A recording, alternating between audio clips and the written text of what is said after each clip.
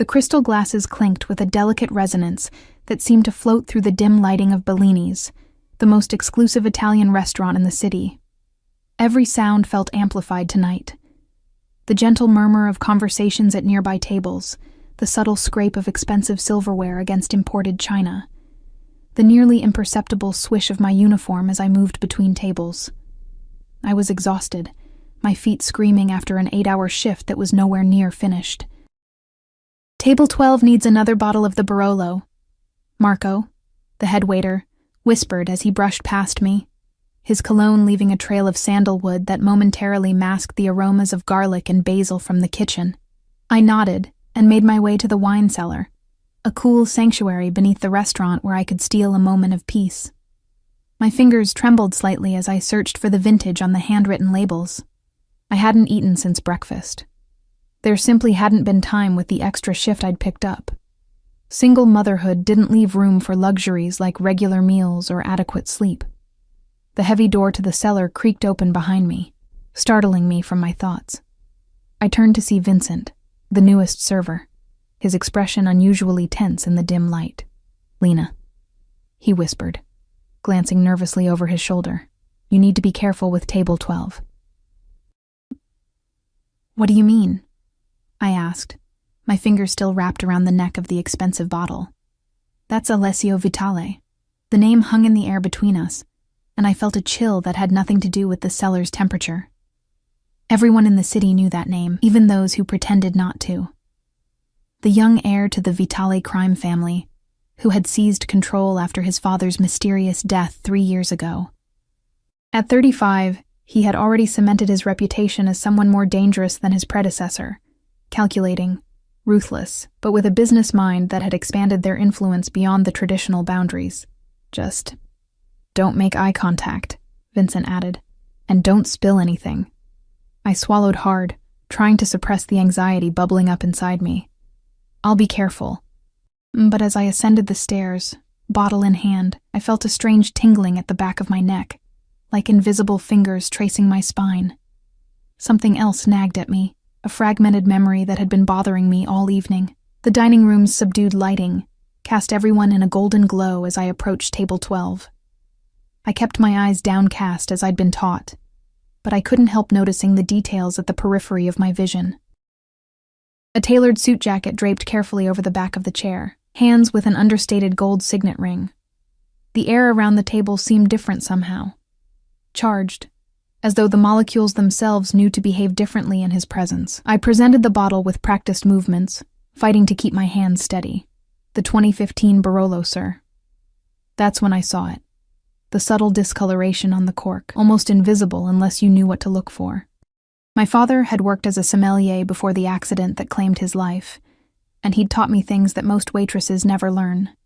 That particular stain meant the wine had been tampered with, likely contaminated. My heart hammered against my ribs. I couldn't serve this.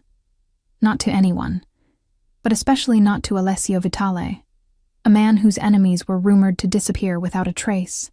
"Is there a problem with the wine?" His voice was unexpectedly soft, with a richness that reminded me of the aged balsamic vinegar we reserved for our most valued customers. I made the mistake of looking up. Dark eyes, almost black in the low light, met mine. His face was a study in contrasts. Sharp cheekbones and a strong jaw softened by the hint of a smile playing at the corners of his mouth.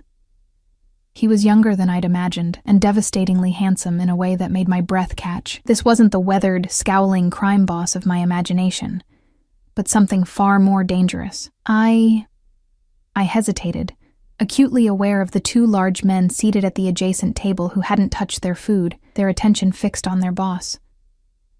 "This particular bottle, sir, I wouldn't recommend it."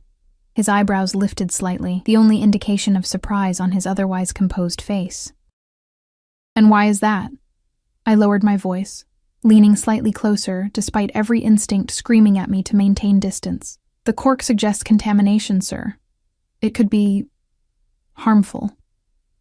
Something flickered in his eyes, a sharpening of focus that made me feel like a butterfly pinned under glass. "What's your name?" "Lena," I answered automatically, then immediately regretted giving my real name. He studied me for a long moment, during which I could hear nothing but the thundering of my pulse in my ears. Then he nodded once. "Bring another bottle, Lena, and have the manager join us." I practically fled to the wine cellar, my mind racing. Had I made a terrible mistake? Should I have kept quiet and let whatever was going to happen, happen? But I couldn't do that. Not with my father's voice in my head, reminding me that some lines couldn't be crossed, even in desperation. When I returned with a new bottle, Mr. Bellini himself was at the table, his usually florid face pale as he spoke in hushed tones with Vitale. Their conversation stopped abruptly as I approached. "This is the waitress I mentioned," Bellini said, nervousness evident in his voice. Vitale's eyes found mine again, holding them with an intensity that made it impossible to look away. "How did you know?" I cleared my throat. "My father was a sommelier. He taught me the signs. And you chose to warn me rather than serve the wine. Why?" The question hung between us, heavy with implication. The truth was simple. I couldn't bear the weight of another death, not even a stranger's, not even someone like him. But saying that seemed too personal, too revealing. "It would be wrong not to," I said finally, the words barely audible. A smile spread across his face then, transforming his features from merely handsome to breathtaking. Integrity, rare in these times. He gestured to the chair across from him. "Join me for a moment, Lena." It wasn't a request. Mr. Bellini's eyes widened, but he stepped back, giving me no choice. I sat stiffly on the edge of the chair, aware of every eye in the restaurant on us. One of Vitale's men had disappeared, probably to investigate the wine. I wondered what would happen to whoever had tampered with it, then quickly decided I didn't want to know. "You have a daughter," Vitale said, the statement catching me off guard. I tensed. "How did you—" "The photograph in your locker. The resemblance is striking." My blood ran cold. He'd been in the staff area? Had been looking at my personal belongings? "Lily," I said, the protective instinct making my voice stronger. "She's 5. And her father?" I hesitated, the familiar pain and anger welling up inside me. "Not in the picture." Vitale nodded as if I'd confirmed something. "You work 2 jobs. This one, and morning shifts at the cafe 3 blocks from your apartment." Now fear sliced through me, sharp and clarifying. He knew where I lived. Had been watching me. Why? "What do you want?" I asked, the words escaping before I could stop them. His smile remained, but his eyes turned serious. "What I want, Lena Taylor, is for you to tell me why Antonio Gallo would want me dead." The name hit me like a physical blow. Antonio. My ex, Lily's father, who had disappeared shortly after I told him I was pregnant. The man who had promised to marry me, only for me to discover he was already married, to someone connected to one of the city's crime families. I don't, I stammered, my mind reeling. "Don't insult my intelligence," Vitale said, his voice still soft, but with an edge that hadn't been there before. "The cork was marked with Gallo's signature method, and you recognized it immediately." "I haven't seen or heard from Antonio in over 5 years," I said, truth lending strength to my words. I didn't know the tampering was his style. I only knew the wine was dangerous. Vitale studied me for what felt like an eternity, his gaze penetrating as if he could see through layers of skin and bone to the truth beneath. Whatever he saw seemed to satisfy him, because he leaned back slightly, the tension in his shoulders easing. "It seems we have a common enemy, then." Before I could respond, the restaurant door burst open with a crash that made everyone jump. 3 men entered, their movements purposeful, hands suspiciously positioned beneath their jackets. The room went silent. Vitale sighed, as if merely inconvenienced by the intrusion. "It appears Antonio is impatient tonight." He stood smoothly, placing a hand on my shoulder that felt like a brand through the thin fabric of my uniform. "Stay behind me, Lena." Everything happened so quickly after that. His bodyguards moved with practiced efficiency, creating a barrier between us and the intruders. Vitale's grip on my arm was firm as he guided me toward the kitchen, his body shielding mine. I heard shouts, the sound of breaking glass, a woman's scream cut short. "My car is in the alley," he said, his mouth close to my ear as we moved through the kitchen's chaos. "We need to leave. Now." "I can't," I protested, digging in my heels. My shift. His laugh was genuine, if incredulous. Your shift is the least of your concerns. Gallows men saw you with me. They'll assume you're under my protection. But I'm not. Vitale paused, his dark eyes glittering in the harsh fluorescent lighting of the kitchen. You are now. Outside, the night air was crisp with the first hint of autumn, a shocking contrast to the overheated kitchen. A sleek black car idled in the alley, its engine a low purr that matched the adrenaline humming through my veins. I need to get my daughter, I said, panic rising as the reality of the situation sank in. She's with my neighbor. If they know where I live, already taken care of, he said, opening the car door for me. My men are bringing her to my estate as we speak. Horror and gratitude warred within me. You had no right. I had every right, he countered, his voice hardening for the first time. You saved my life tonight, Lena. That makes you and your daughter my responsibility. As the car pulled away from the curb, I caught a glimpse of flames beginning to lick the back of the restaurant. Whatever evidence had been there would soon be ash, but the consequences of my split-second decision were only beginning to unfold.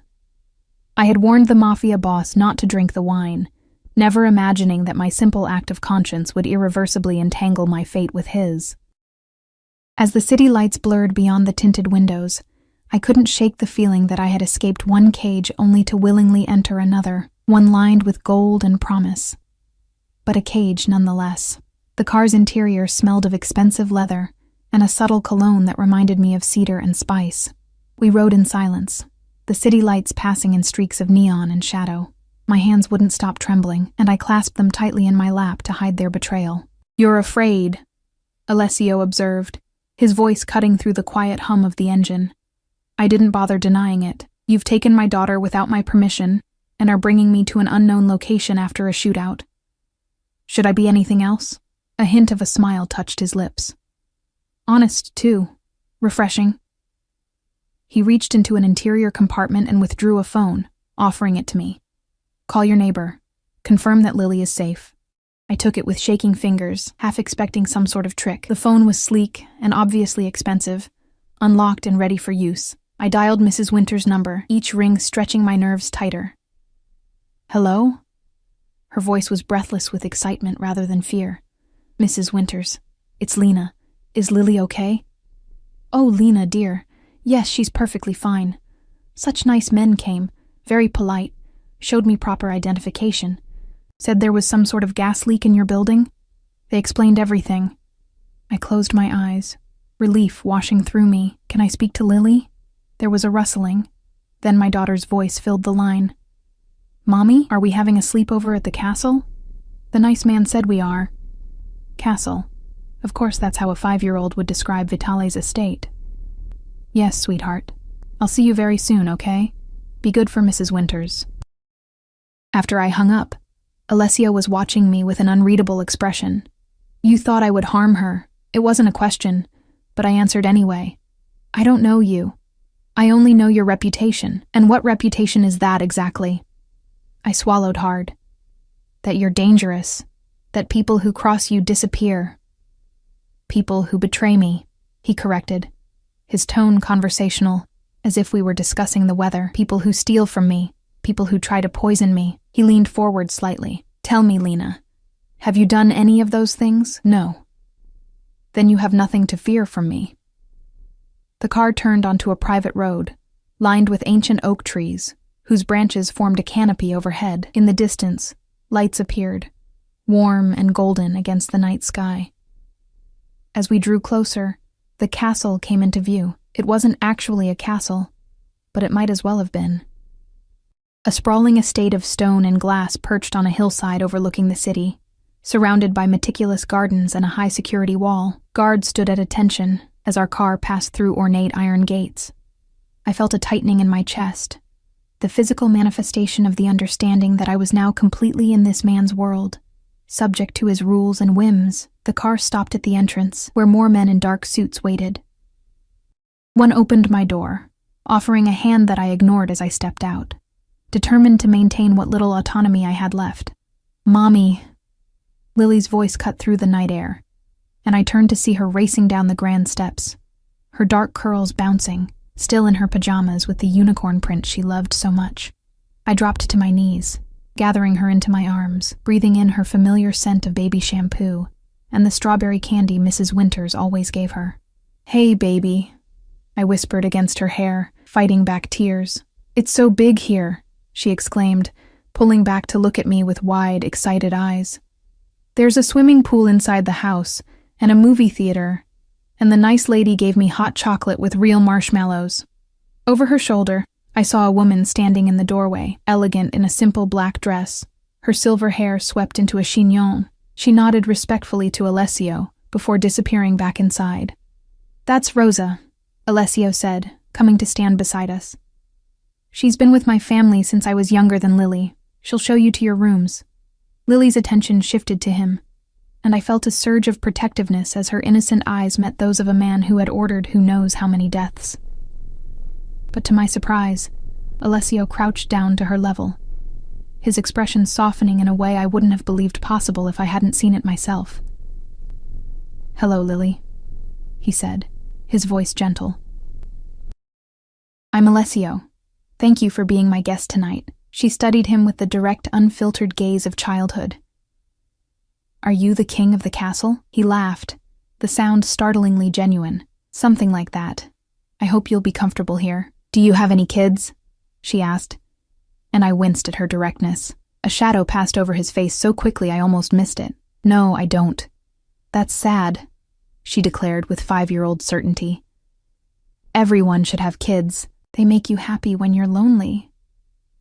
I placed my hands on her shoulders, gently pulling her back. "Lily, honey, let's not bother Mr. Vitale with questions." "She's not bothering me," he said, rising to his full height again, his eyes lingering on my daughter's face, with an expression I couldn't quite read. Children speak truths adults have forgotten how to say. Inside, the estate was even more impressive than its exterior suggested. Soaring ceilings, priceless art, furniture that looked like it belonged in a museum. Rosa appeared silently to guide us through the labyrinth of hallways to a suite of rooms larger than our entire apartment. "These will be your quarters," she said, her accent a melodic lilt. "There are clothes in the wardrobe that should fit both of you.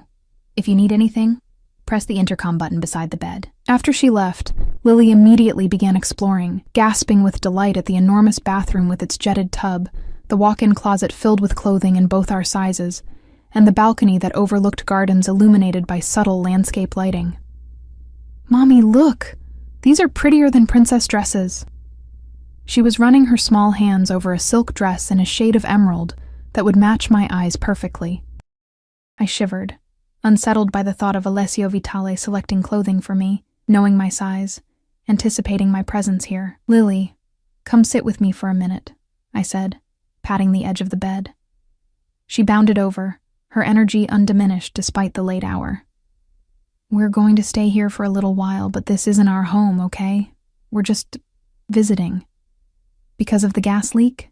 she asked, her brow furrowing in confusion. I hesitated, unsure how to explain our situation without frightening her. "Something like that. The important thing is that we're together, and we're safe. I like it here," she declared, bouncing slightly on the plush mattress. "It's like the fairy tales you read me." If only she knew that in the original versions of those fairy tales, the endings weren't always happy. The beautiful castles often housed monsters, and the glittering promises frequently concealed deadly traps. After I'd tucked Lily into the massive 4-poster bed, I explored our gilded prison more thoroughly. The doors to the hallway were unlocked, but I had no doubt that guards were stationed nearby. The balcony doors opened freely to the night air, but we were on the 3rd floor with no way down. Beautiful, comfortable, and completely inescapable. A soft knock at the door made me jump. I opened it to find Rosa holding a silver tray with a steaming cup. "Chamomile tea," she said, offering it to me. "It helps with sleep. The master would like to speak with you once you're settled." "And if I decline?" I asked, taking the cup despite myself. Rosa's expression remained impassive. "He rarely asks twice, Miss Taylor." After she left, I sipped the tea, its warmth spreading through my chest. I checked on Lily, who was already fast asleep, her dark lashes casting shadows on her cheeks in the dim light. She looked so much like Antonio, it sometimes hurt to look at her. The same olive skin and Cupid's bow lips. But her spirit was entirely her own, resilient and joyful despite the circumstances of her young life. I changed into a simple dress I found in the wardrobe, navy blue, modest but beautifully made. The fact that it fit perfectly was another reminder of how thoroughly Alessio had investigated me. Rosa was waiting in the hallway when I emerged. She led me through the silent house to a different wing, stopping before a heavy wooden door. "His study," she said, knocking softly before opening it for me. The room was exactly what I'd expect from someone like Alessio Vitale. Dark wood, leather-bound books, a massive desk that emphasized the power differential between whoever sat behind it and anyone who sat before it. A fire crackled in a stone fireplace, casting dancing shadows on the walls. Alessio stood by a window, gazing out at the night, a tumbler of amber liquid in his hand. He'd removed his jacket and tie, the top buttons of his shirt undone to reveal the strong column of his throat. He turned as I entered, his eyes moving over me in a way that made heat rise to my cheeks. "The dress suits you," he said, gesturing to a leather chair near the fire. "Please sit." I remained standing. "I want to know what's happening, why Antonio would want to kill you. Why you've brought us here, when we can leave." He took a measured sip of his drink before answering. "Straight to the point, then. Antonio Gallo works for the Russo family. They've been trying to take over my territory for years. As for why I've brought you here," he set down his glass and moved closer to me. "Antonio abandoned you, yes? Left you pregnant and alone?" I nodded, unsure where this was going. "What you don't know is that he was ordered to seduce you. Your father had information the Russos wanted. Information about certain financial arrangements at the restaurant where he worked before Bellini's. When they discovered he had taught you everything he knew about wine, they assumed he had shared other secrets as well." The room seemed to tilt slightly. "My father was just a sommelier." "Your father was handling money laundering operations for the previous owner. He was very good at it, kept meticulous records. When he refused to give those records to the Russos, they arranged his accident. But they believed he might have told you something, hidden something with you. That's why they sent Antonio." My legs suddenly felt weak, and I sank into the chair he'd offered earlier. "That's not possible. My father was a good man. Good men make bad choices when their families are threatened," Alessio said quietly. "The Russos threatened you. He did what he had to do to keep you safe."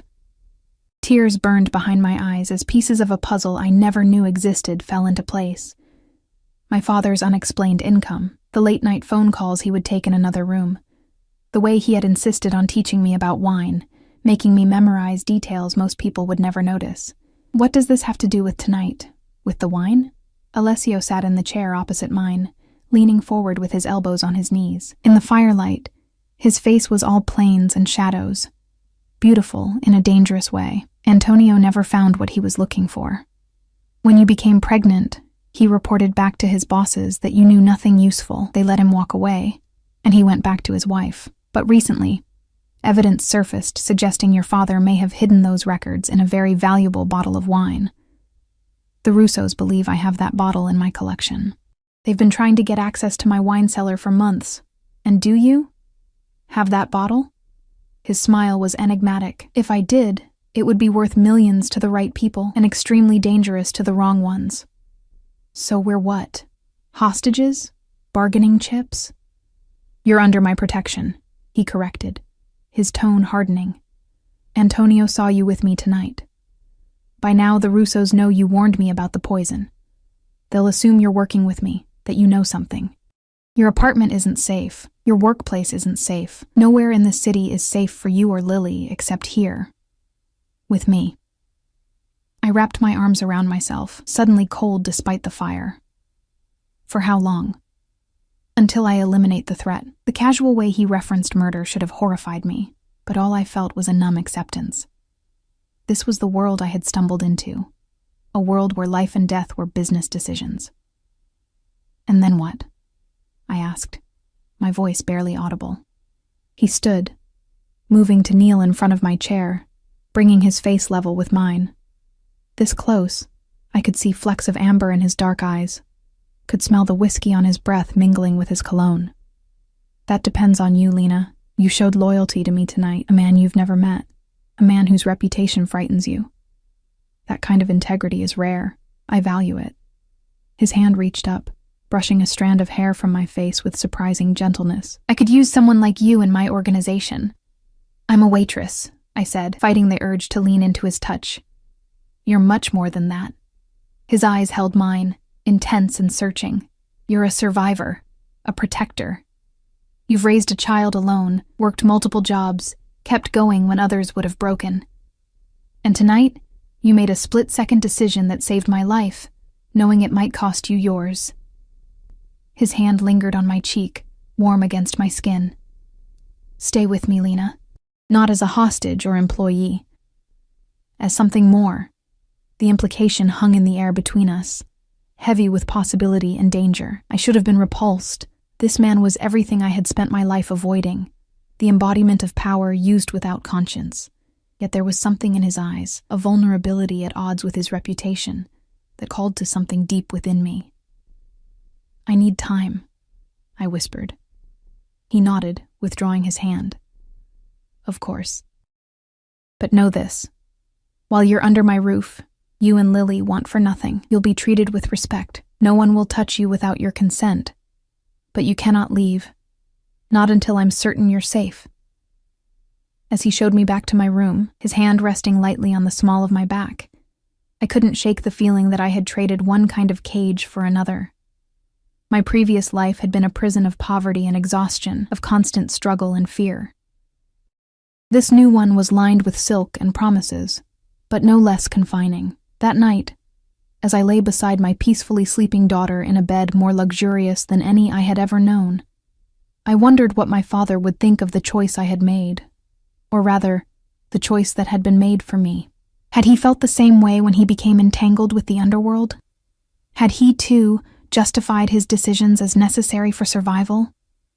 The moonlight slipped through a gap in the curtains, casting a silver path across the floor. In the distance, I could hear the soft footsteps of guards patrolling the grounds, protecting us, or ensuring we couldn't escape, perhaps both.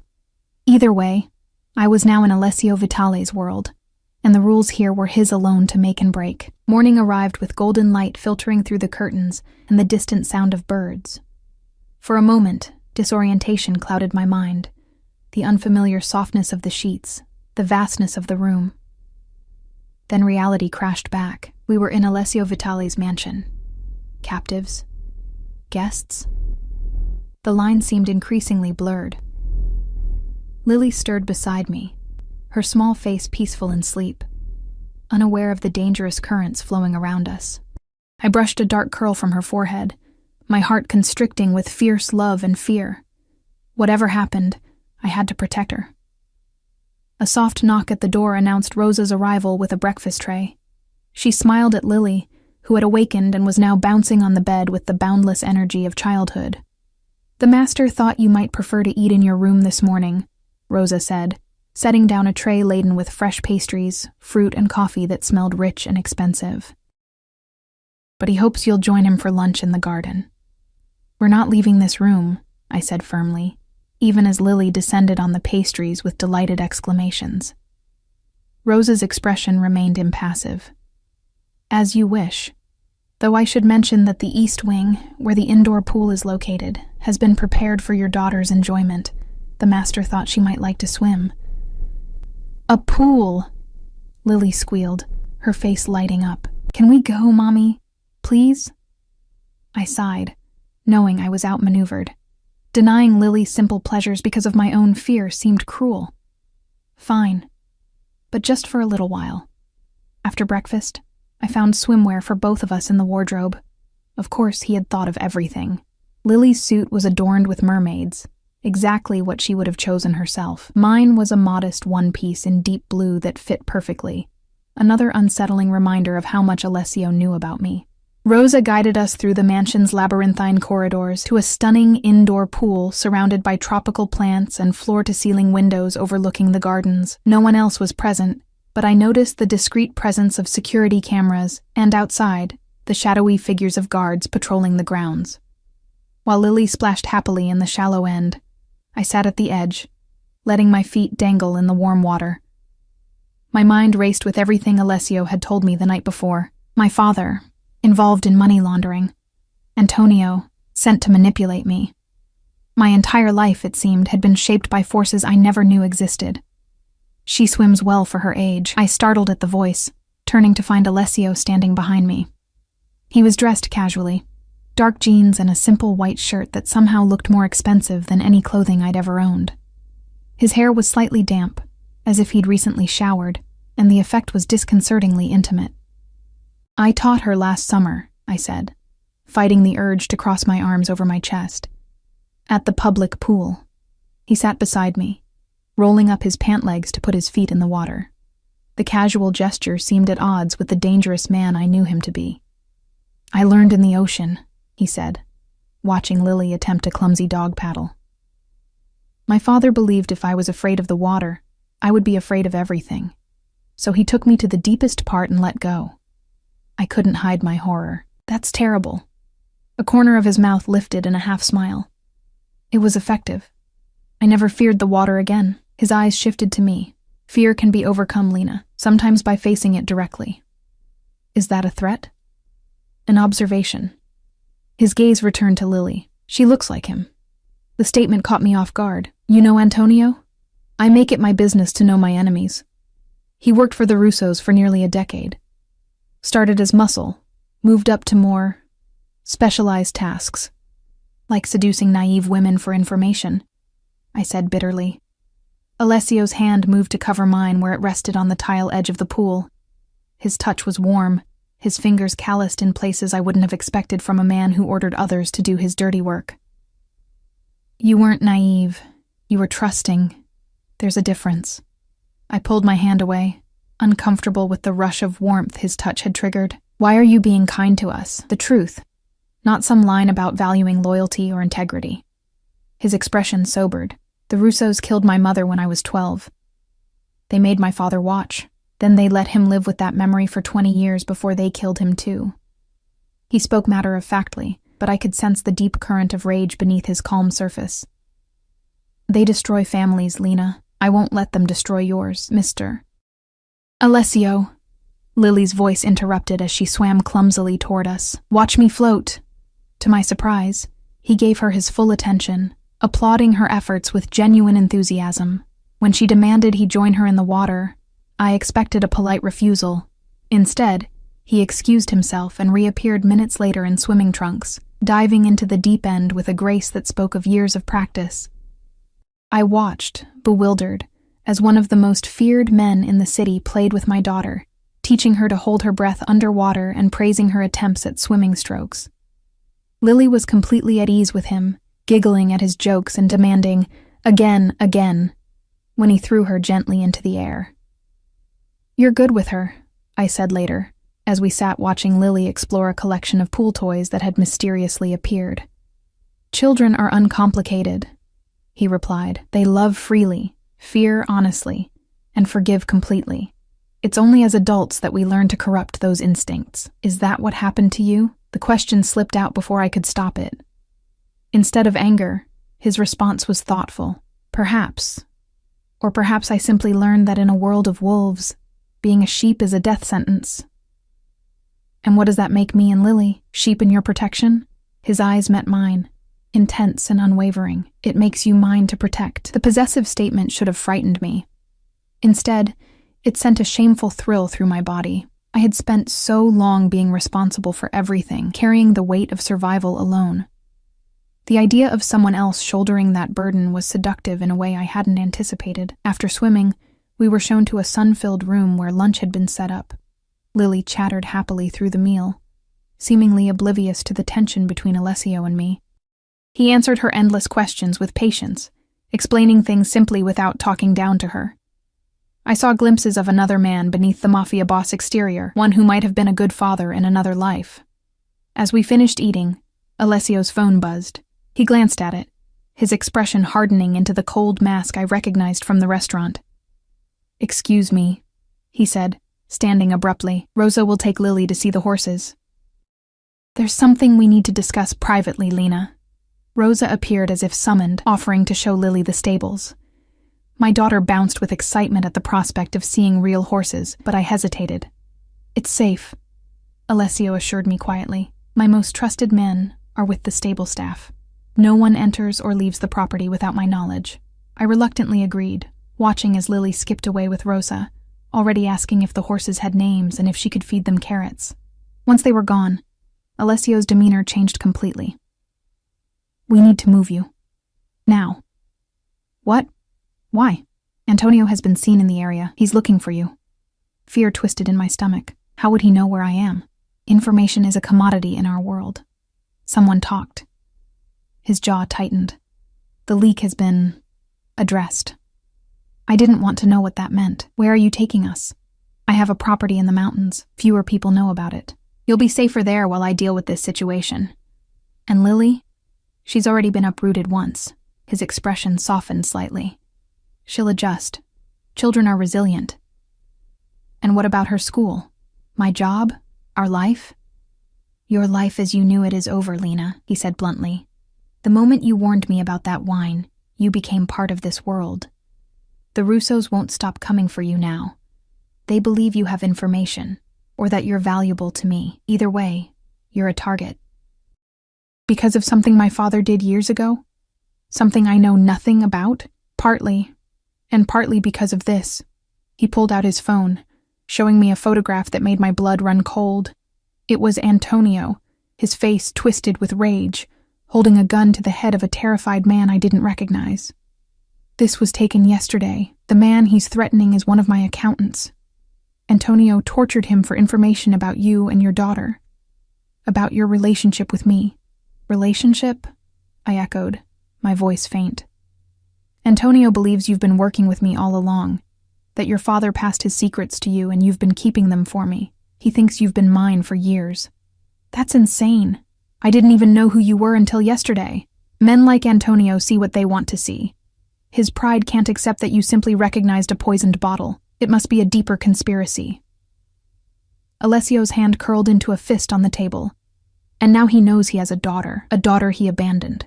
Ice flooded my veins. You think he'd try to take Lily? I think he'd use her to hurt me. And you. Alessio moved closer, his voice dropping lower. I won't let that happen, Lena. I swear it. The fierce protectiveness in his eyes made my breath catch. This man, who had known us for barely a day, was ready to wage war to keep us safe. The realization was as terrifying as it was exhilarating. Pack whatever you need, he continued. We leave in an hour. I need to talk to Lily. Prepare her. He nodded. Of course. Tell her it's an adventure. Children understand adventures. As I turned to go, his hand caught my wrist, the touch sending electricity up my arm. Lena, there's something else you should know. I steeled myself. What? The accountant. After Antonio finished with him, he killed him. Not quickly. His grip tightened slightly. This isn't a game. Antonio is unstable. Always has been. Now he's desperate too. That makes him more dangerous than you can imagine. I pulled away, unable to process the horror of what he was telling me. I need to find Lily. I'll have her brought back from the stables. I shook my head, needing to move, to do something. No, I'll go myself. I need the air. The estate's grounds were even more impressive in daylight. Manicured gardens, stone pathways winding through stands of ancient trees, a distant view of the city nestled in the valley below. In another context, it would have been breathtakingly beautiful. Now it felt like a gilded stage for a tragedy I hadn't agreed to perform in. I found Lily at the stables, perched on a mounting block, while a gentle-faced young man helped her feed an apple to a glossy chestnut horse. Her laughter floated on the air, so innocent and pure it made my heart ache. Mommy! This is Cinnamon and she likes me, Lily called when she spotted me. I forced a smile, unwilling to taint her joy with my fear. That's wonderful, sweetheart. The stable hand nodded respectfully and moved away, giving us privacy while remaining within sight. Another of Alessio's men, no doubt. Lily, honey, we need to talk about something, I said, helping her down from the mounting block. We're going on a little trip today, to the mountains. Her eyes widened. Like camping? Will Mr. Alessio come too? Yes, he'll be there. But it's not quite like camping. It's another house, like this one, but in a different place. I knelt to her level, brushing a smudge of dirt from her cheek. We might need to stay there for a while. What about school? Ms. Garcia said I'm the best reader in class. We'll figure that out, baby. Maybe you can have lessons at the mountain house. I tried to keep my voice light to shield her from the reality of our situation. She considered this, her small face scrunched in thought. Will there be horses there too? I don't know, but we can ask Alessio. She nodded, apparently satisfied with this answer. I like him. He's not scary like you said. I blinked in confusion. When did I say he was scary? When you were talking to Mrs. Winters on the phone yesterday. You said he was dangerous. I silently cursed my carelessness. Well, sometimes people can seem one way, but be another way when you get to know them better. Like how Daddy seemed nice, but wasn't really? She asked with the devastating directness of childhood. I stared at her, stunned. What do you mean? She shrugged, suddenly interested in her shoes. I heard you crying. After you talked to him on the phone that time. You said he was a liar and you hated him. The memory flooded back, a rare call from Antonio about 2 years ago. Drunk and maudlin, asking to see Lily. I'd refused, and the conversation had devolved into bitter recriminations.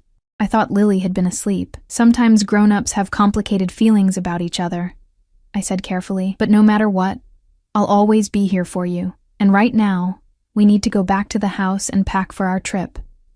As we walked hand in hand back through the gardens, a movement at the edge of the property caught my eye. A figure slipped between the trees, too far away to identify clearly, but something about the furtive movement sent alarm bells ringing in my head. Lily, let's walk a little faster, I said, tightening my grip on her hand. Why? I want to look at the flowers. We can look later. Right now we need to... The crack of a gunshot split the air. Instinctively, I dropped to the ground, pulling Lily down with me and covering her body with mine. Mommy, she screamed, her voice high with terror. Stay down, I whispered fiercely, looking around frantically for shelter. More gunshots followed, accompanied by shouts and the sound of running footsteps. Through a gap in the hedge, I glimpsed men in dark suits racing toward the perimeter, weapons drawn. Alessio's security team responding to the threat. I needed to get Lily to safety.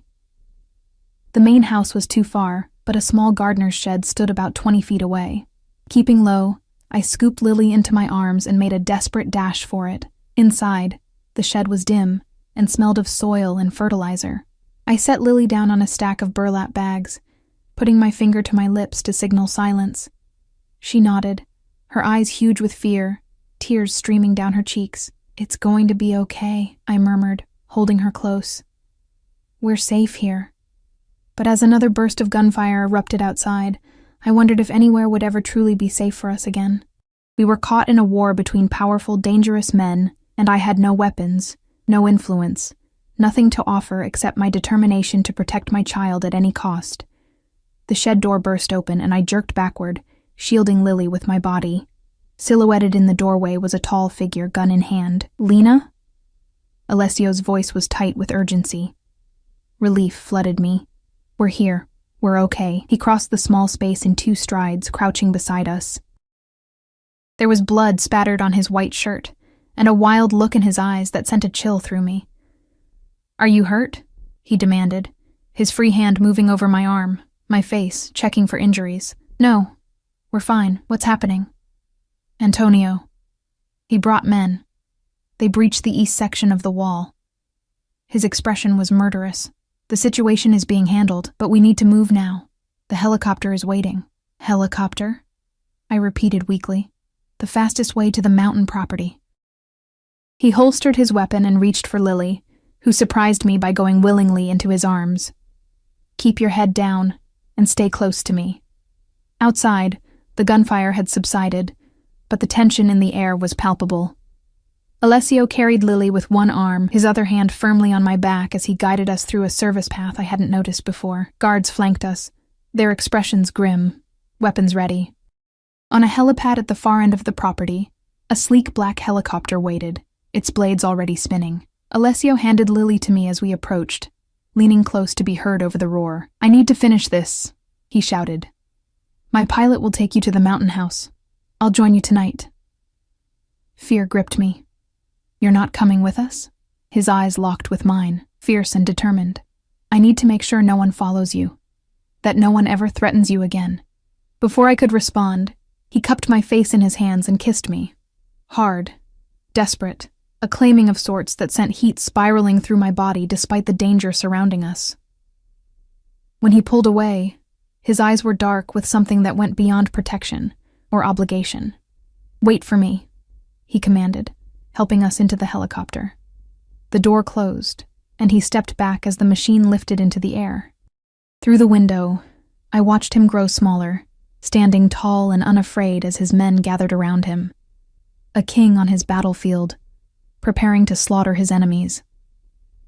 As the estate receded and the city spread out beneath us, I held Lily close, wondering what kind of life awaited us in the mountains, and what kind of man would return to us when the blood had been washed from his hands. The helicopter sliced through clouds, carrying us farther from the city with each passing minute. Lily had fallen asleep against my shoulder, exhausted by fear and excitement.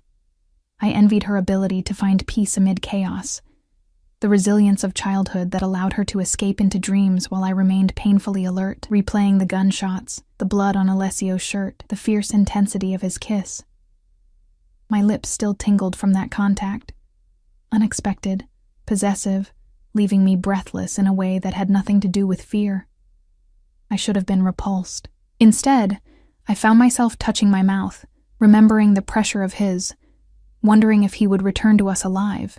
The pilot, a stone-faced man who had introduced himself only as Marco, said little during our journey. Through the headset he'd given me, he occasionally pointed out landmarks below, his voice clinical, detached. I gathered he was one of Alessio's most trusted men, but whether that meant he was a skilled killer or merely discreet, I couldn't tell. "Almost there, ma'am," he finally said, as the helicopter banked toward a mountainside shrouded in pine trees. "Mr. Vitale's property is just ahead."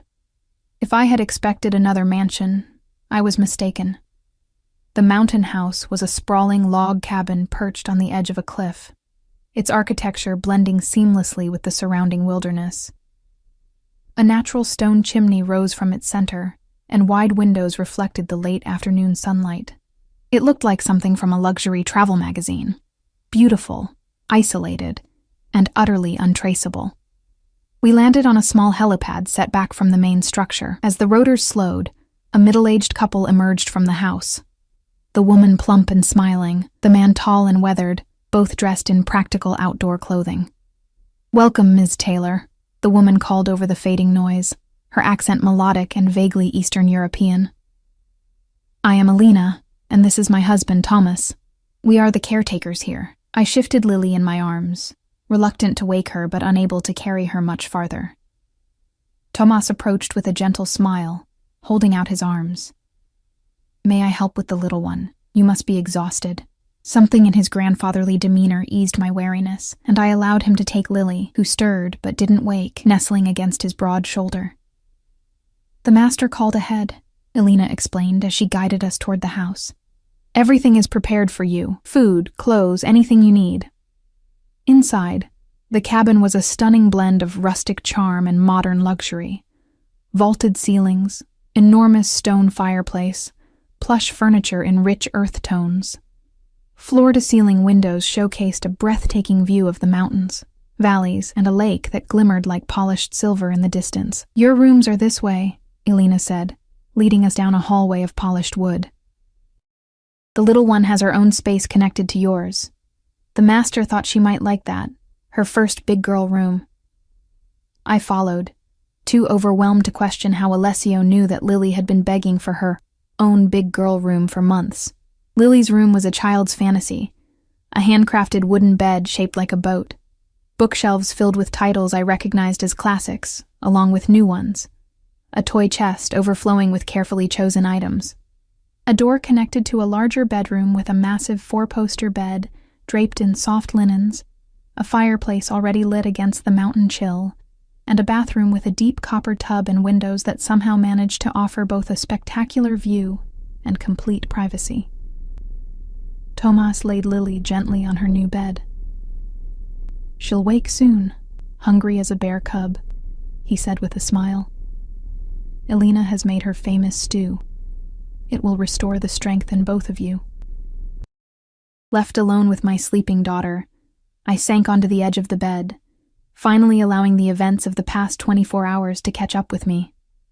Tears came hot and fast, silent sobs shaking my body as I covered my mouth with my hand to avoid waking Lily. Everything I had known, my apartment with its leaky faucet and creaking floors, my jobs with their grueling hours but comforting familiarity, the carefully constructed rhythm of our modest life, all of it gone, replaced by this surreal existence where helicopter escapes and gunfights were suddenly part of my reality. And at the center of this new world, Alessio Vitale, a man who had killed, who commanded an empire built on violence and fear, who now held my fate and my daughter's in his hands, a man whose kiss had awakened something in me I thought long dead. Desire, yes, but also a dangerous hope. I must have dozed off because Lily's excited voice pulled me from a dreamless sleep. "Mommy, wake up, there are deer outside my window." I blinked, disoriented, to find her bouncing on the edge of my bed, her earlier fear apparently forgotten. The light had changed, golden evening replacing the harsh afternoon sun. "What time is it?" I asked, rubbing my eyes. "Dinner time?" came Elena's voice from the doorway. "The little one has been helping me in the kitchen while you rested." I sat up, embarrassed. "I'm sorry. I didn't mean to sleep so long." Elena waved away my apology. "You needed it. Come, eat now." The master called again. He will be here before midnight. A flutter of something. Relief, anticipation, fear, stirred in my chest at the news. "Did he say, is everything okay?" Her expression revealed nothing. "He said to tell you all is handled. You are safe now." The dining room was cozy despite its size, with a long wooden table that could have seated 12, but was set intimately for 3 at one end. Through the windows, the sunset painted the mountains in shades of pink and gold, a spectacular backdrop to our strange new life. Lily chattered happily through dinner, telling me about the kitchen garden Elena had shown her, the deer that came every evening for food, the stars that would be visible later if the clouds cleared. She seemed to have adapted to our situation with the remarkable flexibility of childhood, accepting our new surroundings as an adventure rather than an exile. "Will Mr. Alessio read me a story when he comes?" she asked as I tucked her into bed later, surrounded by new stuffed animals she had already named. The question caught me off guard. I'm not sure, sweetie. He might be very tired." "He promised," she said with the absolute certainty of a child who hadn't yet learned that adults often break promises. "At the big house when we saw the horses. He said he would read me the story about the princess who saves herself." I hadn't known about this exchange, and the thought of Alessio Vitale promising bedtime stories to my daughter created a strange ache in my chest. "We'll see, baby. For now, why don't I read to you?" She agreed, and I read until her eyelids grew heavy and her breathing deepened into sleep. I kissed her forehead, breathing in the sweet scent of her hair, grateful that despite everything, she was safe and seemingly content. Restless, I wandered through the cabin after she fell asleep. Elena and Tomas had retired to their quarters in a separate wing, leaving me alone with my thoughts. I explored the library with its leather-bound volumes and comfortable reading chairs, the state-of-the-art kitchen where copper pots hung above a massive island, the sunroom filled with thriving plants despite the mountain altitude.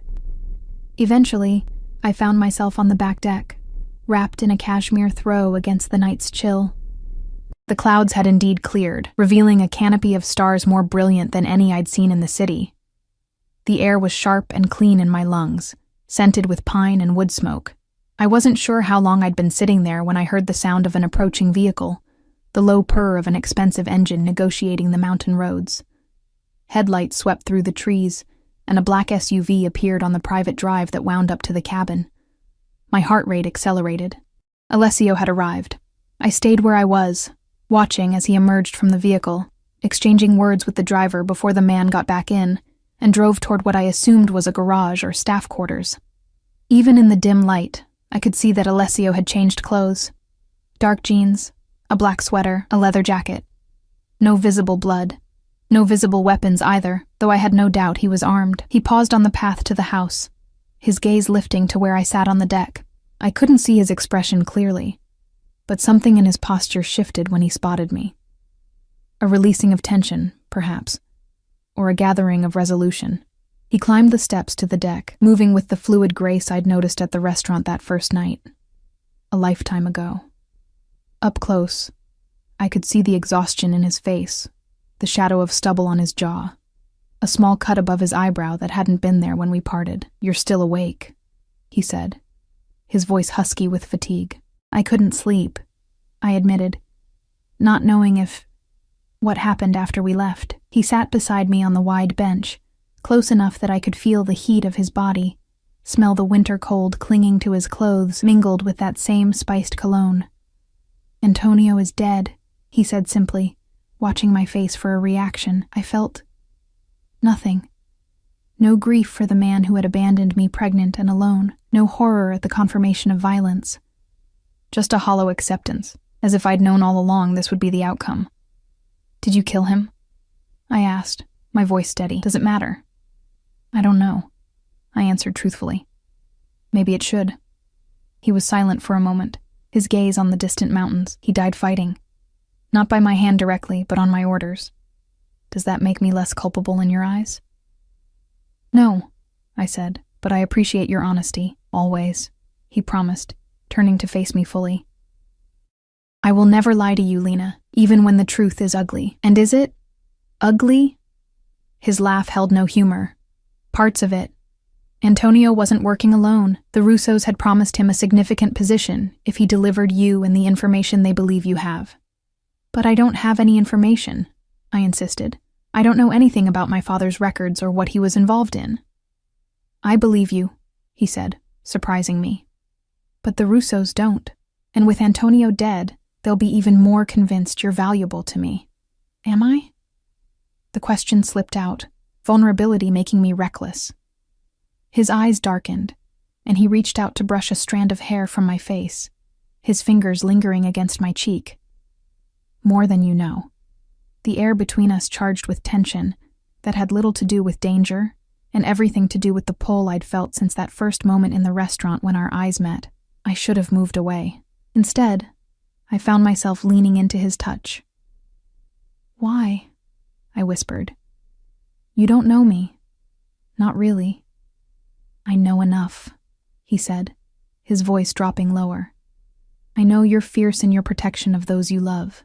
I know you have an innate sense of right and wrong that transcends conventional morality. I know you've been fighting alone for too long."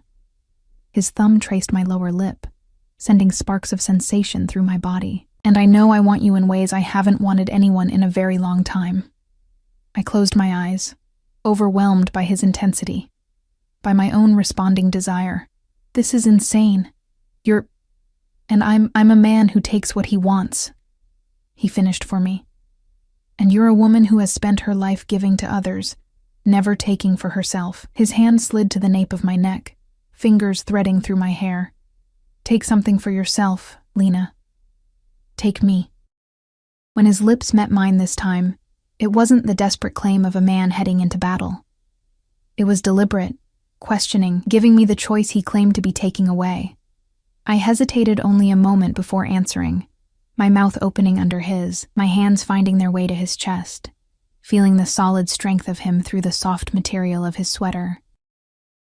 He kissed like he did everything else, with absolute focus and expertise, drawing responses from my body I hadn't known were possible. When he finally pulled back, we were both breathing hard, and I could feel the rapid beat of his heart under my palm.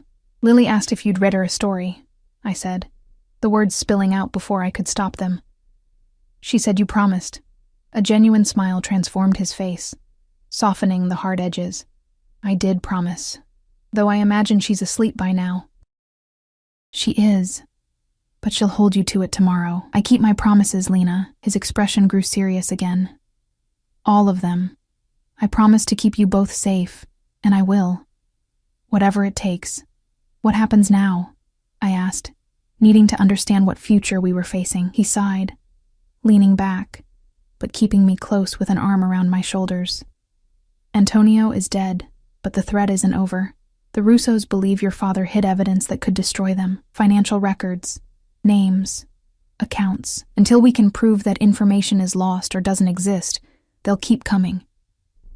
So we're trapped here? For how long? Not trapped, he corrected.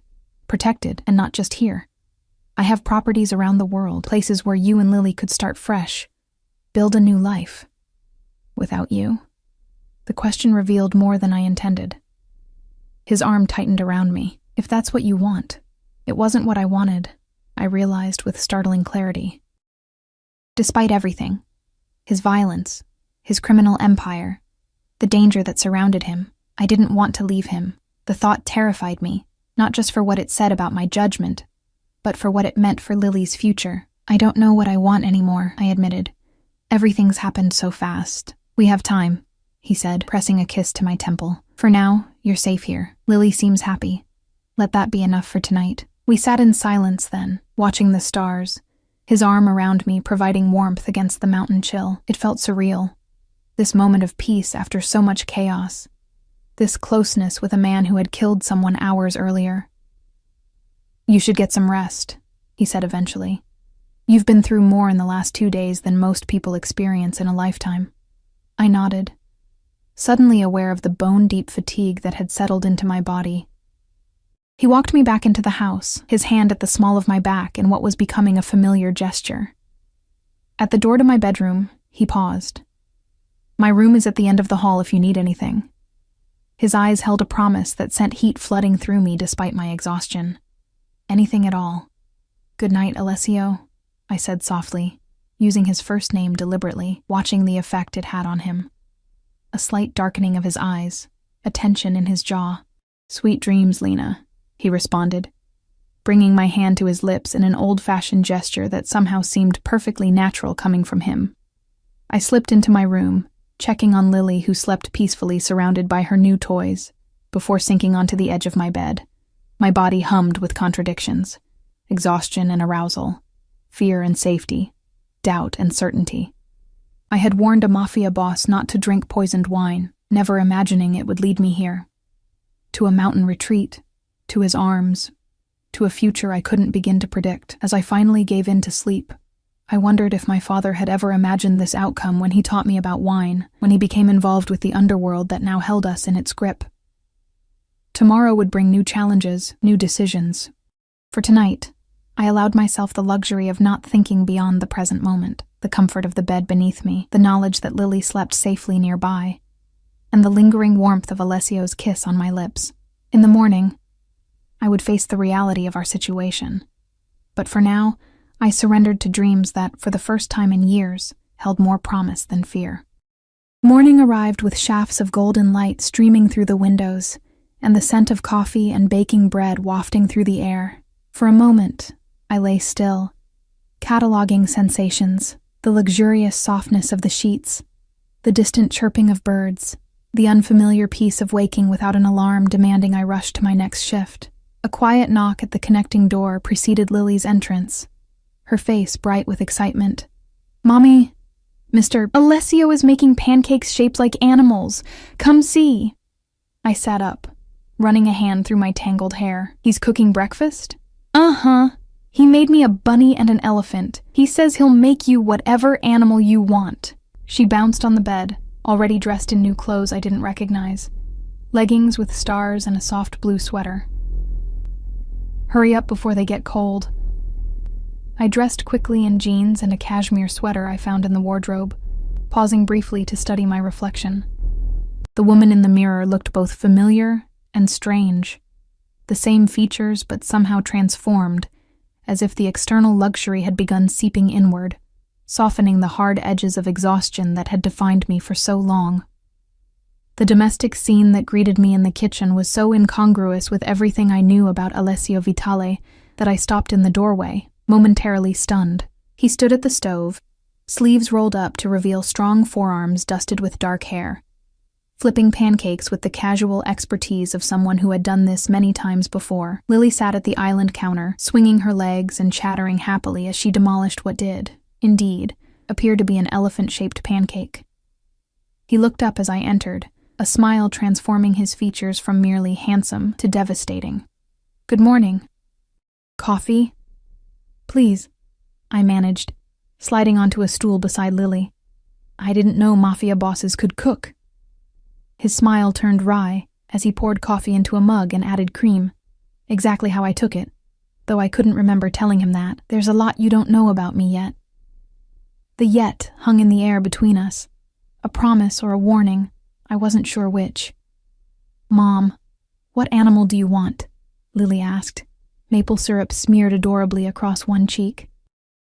"Surprise me," I said, accepting the coffee from Alessio, our fingers brushing in a contact that sent warmth spreading up my arm. "A lioness, I think," he said, turning back to the stove. "Fierce and protective." "Where are Alina and Thomas?" I asked, trying to ground myself in practical matters rather than the way his casual domesticity was affecting me. "They've gone to town for supplies. We're quite isolated here, but there's a small village about an hour's drive down the mountain." He slid a perfectly formed lioness-shaped pancake onto a plate and placed it before me. "They'll be back this evening." The implication was clear. We were alone, just the three of us, in this beautiful mountain hideaway. "Lily," Alessio said, cleaning up the cooking implements with efficient movements. "Would you like to see something special after breakfast? There's a meadow not far from here where deer come to feed in the mornings." "Real deer?" she gasped, eyes wide with wonder. "Can we go right now?" He laughed, the sound rich and genuine. "Finish your breakfast first, little one. The deer will wait for us." The easy way he interacted with my daughter continued to surprise me. There was none of the awkwardness adults often displayed with children, no talking down to her or artificial enthusiasm. He treated her with the same direct respect he showed me, and she responded to it with immediate trust. After breakfast, we bundled up against the morning chill and followed a path through the pine trees. Alessio led the way, occasionally pointing out animal tracks or interesting plants to Lily, who absorbed every word with rapt attention. I trailed slightly behind, watching them together with a confusing mixture of emotions. The meadow, when we reached it, took my breath away. A perfect expanse of green dotted with wildflowers, surrounded by towering pines, with mountains rising majestically beyond. True to Alessio's promise, a small herd of deer grazed at the far edge, their graceful forms moving slowly through the tall grass. "Stay very quiet," he whispered, crouching down to Lily's level and pointing. "If we're still enough, they might come closer."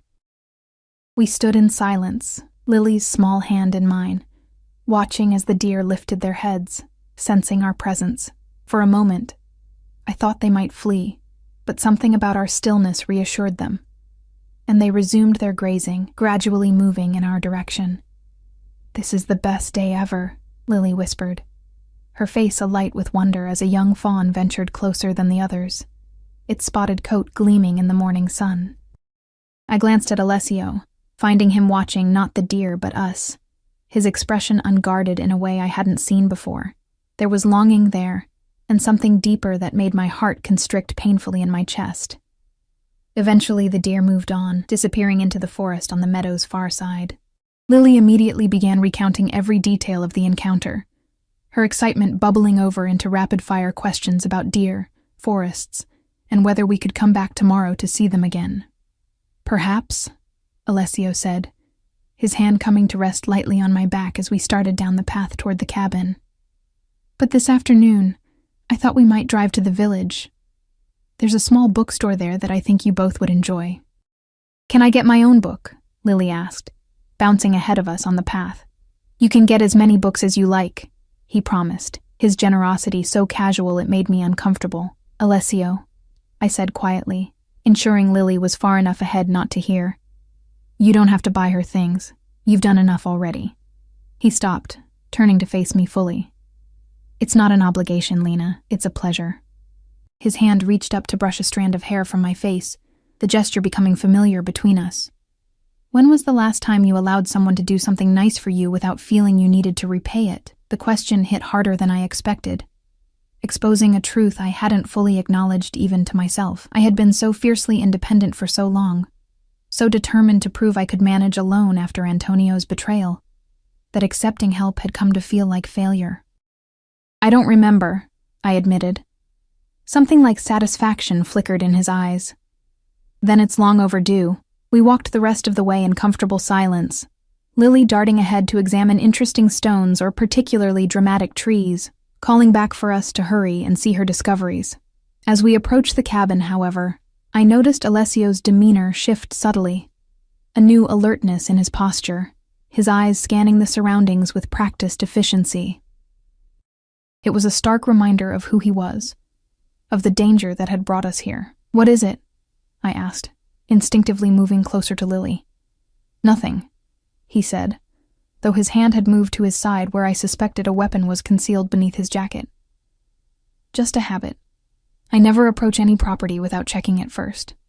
Inside, he excused himself to make a phone call, leaving Lily and me to prepare for our trip to the village. As I helped her wash up, I could hear the low murmur of his voice from the study. Not the words, but the tone, which had shifted from the warmth he'd shown us all morning to something harder, more commanding. When he rejoined us, he was back to the man who had made animal pancakes, though I noticed he now wore a jacket that could easily conceal a gun, and his eyes held a wariness that hadn't been there in the meadow. The drive to the village was breathtaking. Winding mountain roads with spectacular views of valleys and distant peaks. The trees beginning to show the first hints of autumn color. Alessio drove with the same confident precision he seemed to bring to everything, one hand resting casually on the wheel, the other occasionally reaching across to touch my knee or hand, each contact sending a ripple of awareness through me. The village itself was like something from a postcard, stone buildings with window boxes still bright with late summer flowers, a central square with a fountain, small shops with hand-painted signs. People nodded respectfully to Alessio as we passed, suggesting he was a known figure here, despite his claims of isolation. The bookstore was exactly as he'd described, small but well curated, with comfortable chairs and the warm, comforting scent of paper and binding glue. The elderly owner greeted Alessio by name, his smile genuine as he was introduced to Lily and me.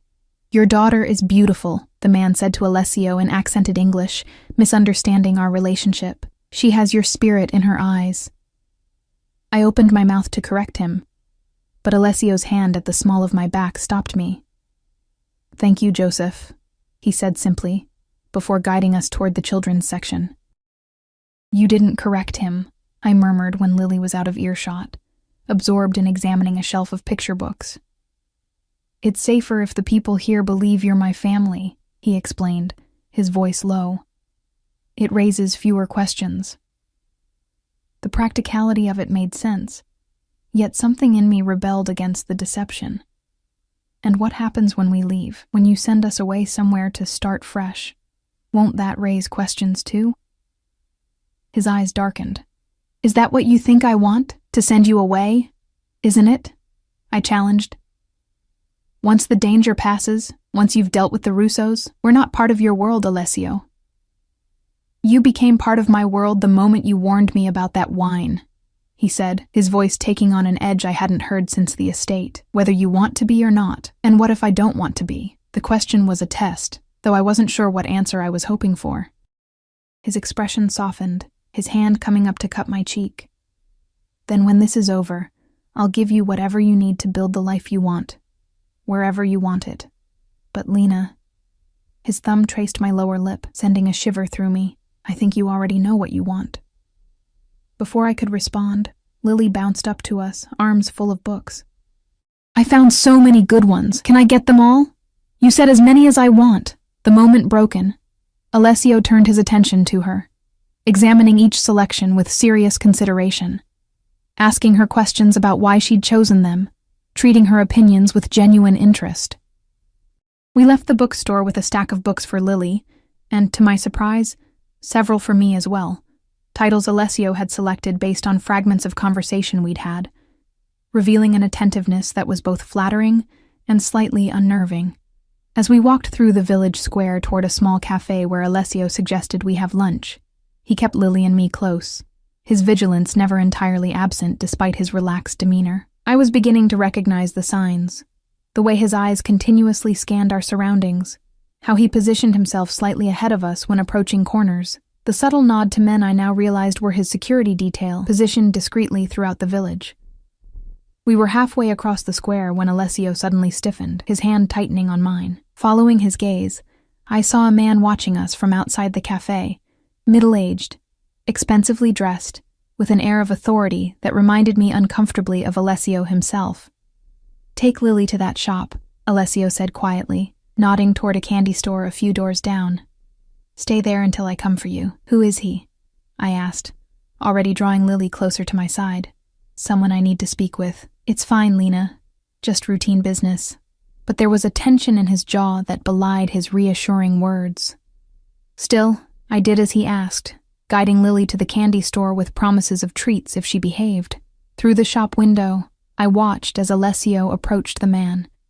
Their conversation appeared civil, but the rigid set of Alessio's shoulders told me it was anything but friendly. After a few minutes, they were joined by a third man, younger, with the unmistakable bulge of a weapon beneath his jacket. My heart began to race. Had the Russos found us already? Was this apparently idyllic village about to become a battleground? But then, something unexpected happened.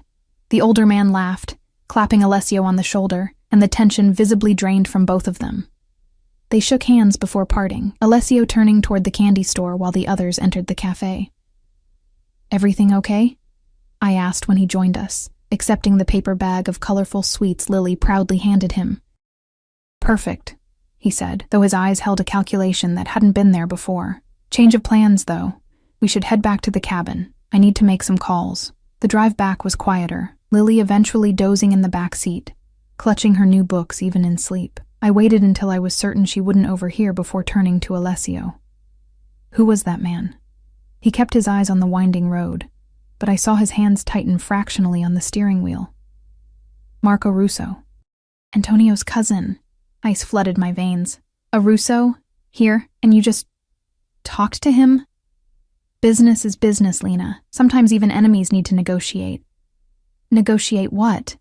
I demanded, fear making my voice sharper than intended. He glanced at me briefly before returning his attention to the road. "An exchange. Information for security." "What information?" His silence was answer enough. "Me," I realized. "You're negotiating about me, about whatever my father supposedly hid." "It's more complicated than that," he said, his tone maddeningly calm. "Marco believes his uncle was wrong to pursue this vendetta. He wants peace." "And you believe him?" I couldn't keep the incredulity from my voice. "I believe he sees an opportunity. With Antonio dead and his uncle aging, he's positioning himself to take over. He needs allies more than enemies right now. So what does that mean for us, for Lily and me?" We had reached the cabin, the imposing structure appearing through the trees as we rounded the final bend. Alessio pulled the car to a stop, but made no move to get out, turning to face me fully. "It means I might have found a way to end this without further bloodshed. A way for you both to be truly safe." His hand covered mine where it rested on my knee. "If you trust me." "I barely know you," I said, though even to my own ears the protest sounded weak. His smile was faint but genuine. "You know me better than most, Lena. You've seen sides of me few others ever have." It was true, I realized with a jolt. In the span of just a few days, I had seen Alessio Vitale as the feared mafia boss, as the ruthless protector, as the surprisingly gentle man who made animal-shaped pancakes, and discussed children's books with utter seriousness. Somehow, all of these versions seemed equally authentic, equally true. "What do you need from me?" I asked finally. "Tonight, after Lily's asleep, we need to talk. There are things you should know, about your father, about what he was really involved in, things that might help us find what the Russos are looking for, even if you don't realize you know it." The intensity in his gaze made my breath catch. "And if we find it, what then?" "Then we negotiate from a position of strength. We ensure your safety, permanently." His thumb traced circles on the back of my hand. "And then we talk about what comes next. For all of us." The implication hung between us, heavy with possibility. Before I could respond, Lily stirred in the back seat, her sleepy voice breaking the moment. "Are we home? Can I show Alina my new books?" "Home." The word echoed in my mind as we exited the car and walked toward the cabin. Could this place, any place with Alessio, ever truly be home for us? The rest of the day passed in a blur of domestic normalcy that felt surreal given the morning's revelations. Alina and Thomas returned, delighted with Lily's excitement over her books. Alessio disappeared into his study for several hours, emerging only for dinner, where he was quieter than he had been at breakfast. His mind clearly elsewhere despite his efforts to engage with Lily's stories. After I'd tucked Lily in, reading one of her new books until she drifted off, I found Alessio waiting in the great room, standing by the massive windows that overlooked the now dark mountains. A fire crackled in the stone hearth, and 2 glasses of wine sat on the coffee table before the leather sofa. "She's asleep?" he asked as I approached. Out like a light. All the excitement wore her out. He nodded, gesturing to the wine. "I thought we could use this conversation."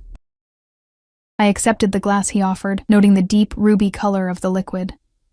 "Not poisoned, I hope," I said, attempting humor to mask my nervousness. "I would never waste good wine on poison," he replied, his smile not quite reaching his eyes. "Sit with me, Lena. What I have to tell you, it won't be easy to hear." We settled on the sofa, closer than necessary, the warmth of his thigh against mine both comforting and distracting. He took a moment, swirling the wine in his glass, organizing his thoughts. "Your father wasn't just laundering money," he began finally. "He was a record keeper for multiple families. The Russos, yes, but others too, including mine." I nearly choked on my wine. "My father worked for you?" "Not directly. He worked for my father, before I took over the business. He was trusted by everyone because he had no allegiance to any single family. He was neutral territory, so to speak." "I don't understand." "My father was a sommelier. He loved wine, teaching people about it. That wasn't just a cover." Alessio's expression softened. "No, that was real. His passion for wine was genuine, but it also made him perfect for the role. He traveled to vineyards around the world, met with suppliers, had legitimate reasons to handle large sums of cash. And he kept impeccable records." I set down my glass, my hand suddenly unsteady. "Records of what exactly?" "Everything. Money movements, names, accounts, the kind of information that could bring down entire organizations if it fell into the wrong hands." His eyes met mine, serious and intent. "The kind of information that makes people kill to protect it." "But I don't have any of that information," I insisted. "If I did, don't you think I would have used it by now? To get out of poverty? To give Lily a better life? You might have it without knowing it," he said gently. "Your father was clever. When he sensed danger, he wouldn't have left such information somewhere obvious. He would have hidden it in plain sight, perhaps encoded it in something personal, something only you would recognize." A memory surfaced suddenly. My father showing me a beautiful bottle of wine on my 18th birthday, explaining its history, its uniqueness. "There's more to this bottle than meets the eye, Lena," he had said. "Someday you'll understand." I had assumed he was speaking metaphorically about the complexity of the wine itself. But what if... "There was a bottle," I said slowly. "A very expensive one. He showed it to me once, said it was special." Alessio leaned forward, his eyes suddenly intent. "Do you remember what kind? The vineyard? The year?" I closed my eyes, trying to recall details from so long ago. "It was Italian. From Piedmont, I think. A Barolo or Barbaresco. He kept it in a special case in his study." "And after his death? What happened to it?" "I don't know," I admitted. "There were so many details to handle after the accident. The apartment had to be cleared out quickly because I couldn't afford the rent. Most of his things went into storage, but I had to sell a lot of it just to get by." "The storage facility," Alessio said, already reaching for his phone. "Where is it?" "Downtown, near the river. Safekeep storage." "But Alessio, I haven't paid the fees in over a year. They probably auctioned everything off by now." He was already dialing, turning away slightly as he spoke rapidly in Italian to whoever had answered. After a brief conversation, he ended the call and turned back to me, a new energy in his movements. "My people will check the facility records. Track down what happened to your father's belongings." He took my hands in his grip warm and reassuring. "This could be it, Lena. The key to ending all of this." "And if it is?" I asked, returning to my earlier question. What happens then? He brought one of my hands to his lips, pressing a kiss to my palm that sent heat spiraling through me. Then you have a choice to make about what kind of life you want, about who you want in that life. The implication was clear, and for the first time, I allowed myself to truly consider it. A future with Alessio Vitale, not as his protected asset or grateful recipient of his charity, but as something more, something equal in its own way. And what if I choose you? I whispered, the words slipping out before I could reconsider them. What does that mean for Lily? For me? It means safety, security, never wanting for anything material again. His eyes held mine, unflinching. It also means accepting parts of my life you may find difficult. I won't insult you by pretending I'll change completely. His honesty was both terrifying and refreshing, and if I can't accept those parts, then I'll set you up somewhere far from here, somewhere the Russos will never find you. You and Lily can start fresh with new identities, new opportunities, and I'll... He paused, a flash of something like pain crossing his features. I'll let you go. The thought of never seeing him again created an ache in my chest I wasn't prepared for. In the space of just a few days, he had become essential somehow. His strength, his unexpected tenderness, the way he looked at me as if I were something precious rather than a struggling single mother, barely keeping her head above water. I need time, I said, echoing my response from days earlier when he'd first suggested I stay with him. This is all happening so fast. We have time, he assured me, though something in his tone suggested otherwise. For tonight, just stay with me. Here, by the fire. He opened his arm in invitation, and I found myself moving into his embrace, my head resting against his chest where I could hear the steady beat of his heart. We sat in silence for a long time, watching the flames dance in the hearth, his fingers gently stroking my hair. Lily asked if you're going to be her new daddy, I said finally, feeling him tense beneath my cheek. This morning, while you were making pancakes. She whispered it to me. And what did you tell her? His voice was carefully neutral. I told her that grown-up relationships are complicated, that we're all still getting to know each other. He was quiet for a moment, a diplomatic answer, the only one I could give, I said, tilting my head to look up at him. I don't make promises to her I can't keep. His eyes, dark and serious in the firelight, held mine. I don't make promises I can't keep either, Lena. Remember that. The weight of his words settled over me as he lowered his mouth to mine, the kiss gentle at first, then deepening as I responded, my hands sliding up to his shoulders, drawing him closer. Unlike our previous kisses, this one held no urgency, no desperate edge, just a slow, thorough exploration, as if we had all the time in the world. When we finally broke apart, both breathing harder, I saw in his eyes the same desire that coursed through me, tempered with a restraint I hadn't expected. We should stop, he said, though his hand remained at my waist, thumb tracing circles against my ribs. Not because I want to, but because when this happens between us, and it will happen, Lena, I want you to be completely certain. No doubts, no fears clouding your decision. His consideration, when he could so easily have taken advantage of my confused emotions, only made me want him more.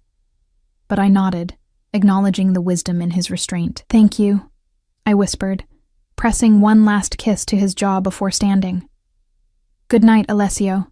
Sweet dreams, Lena, he replied, remaining by the fire as I made my way to my bedroom.